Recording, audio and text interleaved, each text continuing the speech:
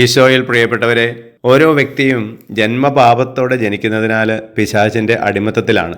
ആ അവസ്ഥ തുടരുകയാണെങ്കിൽ ആ ഓരോ വ്യക്തിയും പാപസുഖം അനുഭവിച്ച് നിരന്തരം പാപത്തിൽ തുടരുന്നു. എന്നാൽ ജന്മപാപം മാമോദീസായിലൂടെ നീക്കം ചെയ്ത് ദൈവമക്കളായി തീരുമ്പോൾ ഓരോ വ്യക്തിയിലും ദൈവ ചൈതന്യം വസിക്കുകയാണ്. ആ ചൈതന്യം പാപത്തിൽ നിന്ന് അകന്ന് ജീവിക്കാൻ ആ വ്യക്തിയെ പ്രേരിപ്പിക്കുന്നു. ഒരിക്കലും പാപം ചെയ്യാൻ പിന്നെ തോന്നില്ല. ഏതെങ്കിലും ഒരു പാപം മാനുഷിക ബലഹീനതയിൽ സംഭവിച്ചാൽ തന്നെ അതിനെ ഓർത്ത് ഹൃദയം നൊന്ത് കരയാനും ആ പാപസുഖം ഉപേക്ഷിക്കാനും പാപത്തെ വെറുക്കാനുമൊക്കെ ആ വ്യക്തിക്ക് സാധിക്കുകയാണ്. പ്രിയപ്പെട്ടവരെ, പക്ഷേ നമ്മൾക്കറിയാം, നമ്മൾ ആ ചൈതന്യം നഷ്ടപ്പെടുത്തുമ്പോൾ നമ്മളിൽ പിശാച് സ്ഥാനം ഉറപ്പിക്കുകയും നമ്മളെ പാപം ചെയ്യാൻ പ്രേരിപ്പിക്കുകയും ചെയ്യുന്നു. പാപത്തിന്റെ സുഖം അനുഭവിച്ച് വീണ്ടും വീണ്ടും പാപം ചെയ്യാനുള്ള പ്രേരണ നമുക്കുണ്ടാവുകയാണ്. അതിൽ നിന്ന് മോചനം കിട്ടാൻ പിശാചിനെ ഉപേക്ഷിച്ച് ദൈവചൈതന്യത്താൽ നിറഞ്ഞ് ദൈവമക്കളുടെ ആ അവസ്ഥയിൽ സ്വാതന്ത്ര്യത്തോടെ ജീവിക്കാൻ നമുക്കിടയാകട്ടെ.